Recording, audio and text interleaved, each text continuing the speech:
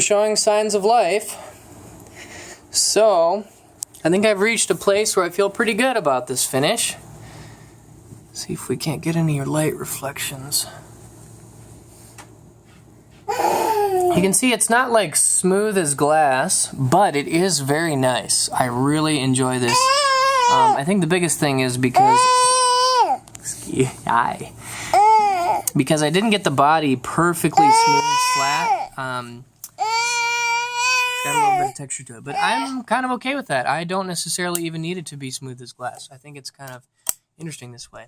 And I was so excited that I decided to just throw some parts together. One problem or issue I ran into was that the pickguard that I have for this Telemaster is actually routed for a Strat neck pickup, but this is a Tele neck pickup, and those are not the same size. So, I mean, I guess I could... I don't think it would look as good without a pickguard. What do you guys think? Do you think I could go without a pickguard? I mean, I've got these holes that I would need to probably finish. Or I could just body mount this neck pickup and then just leave. I mean, there'd be a little bit of a space. The neck pickup won't fill this hole entirely. I mean, that wouldn't be the end of the world. So anyways, I'd be curious to hear what you guys say. Or I could try to get a Strat neck pickup. I might do that at some point, but I had this one lying around, so I figured I might use it. But anyways, I'm pretty excited. I have to wait a little bit more for the neck itself to finish drying. I put a couple of coats on that. But yeah, I think this turned out really well.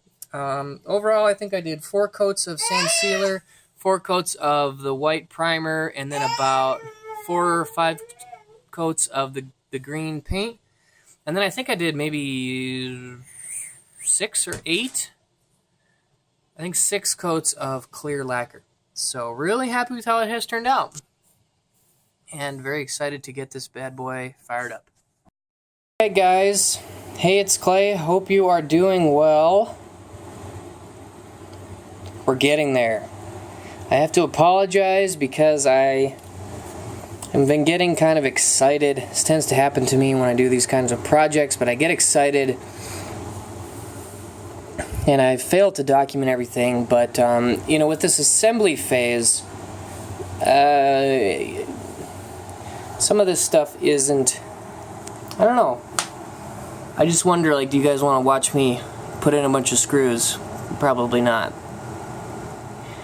But yeah, so I've decided I'm done with the body. Try to catch it in the light a little bit. If you guys can see, it's not like perfectly, you know. So let's use this as a contrast. So this is an Epiphone body. I mean, it's almost as reflective as glass. Like right in here, you can see the chair and then the carpet. You can even see the green body right there.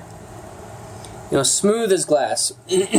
Not necessarily what this body is finished with nitro. You know, you can see that green right here.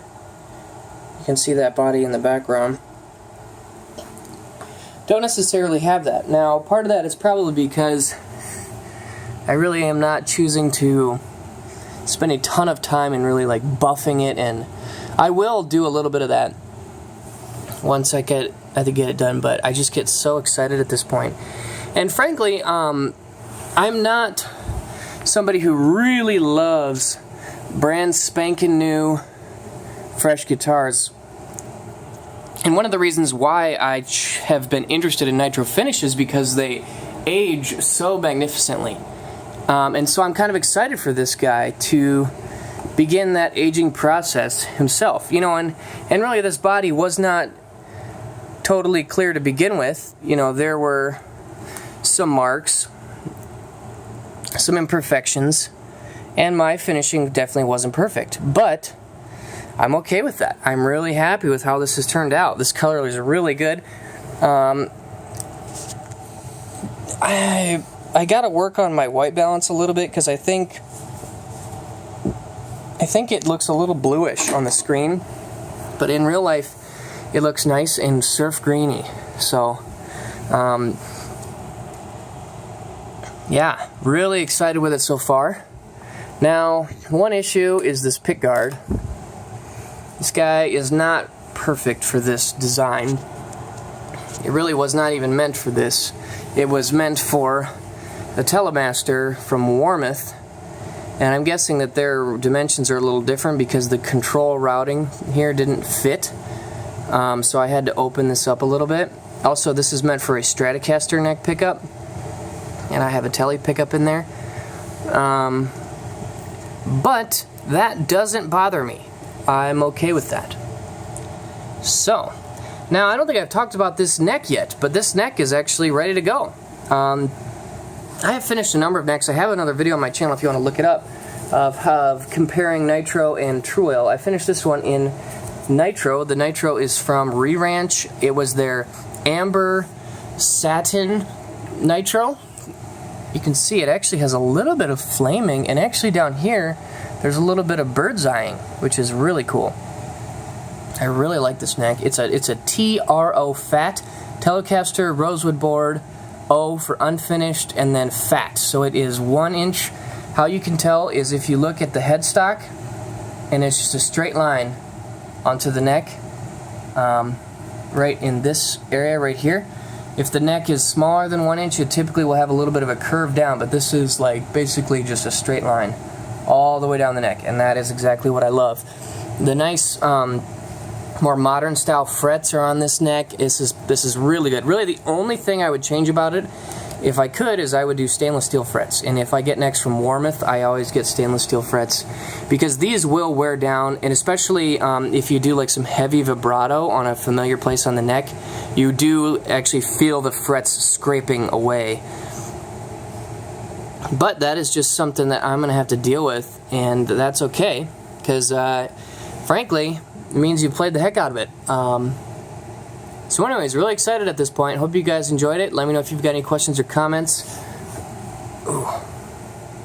Got this nut here to install. Alright guys, so a little update. I am now cutting the nut. This one I got brand new from scratch. And I had to do a little bit of sanding to get it to fit into the mold, but that's okay. And I'll probably have to do a little bit more. But because it's from scratch, I decided that I'm going to do this the right way. And part of that involves, you know, obviously you can go and do a Google search for the correct measurements of a nut.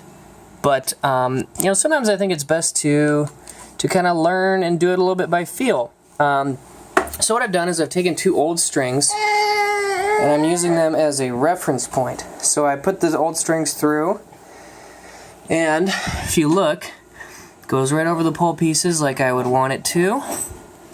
Over both pickups, nice, good. Looking at it, you know, what I've done is I just strung it all the way up and into the post. So I figure there's going to be a straight line there. And then also, I looked at another guitar that I have that was set up professionally. You can see with this one, you know, so I'm looking at kind of these details like how much distance is there from each, and you know, kind of comparing back and forth. And I also have this little tool that came with my set of nut files. And what I've been doing is kind of taking some rough measurements. So, for example, looking at this low E string,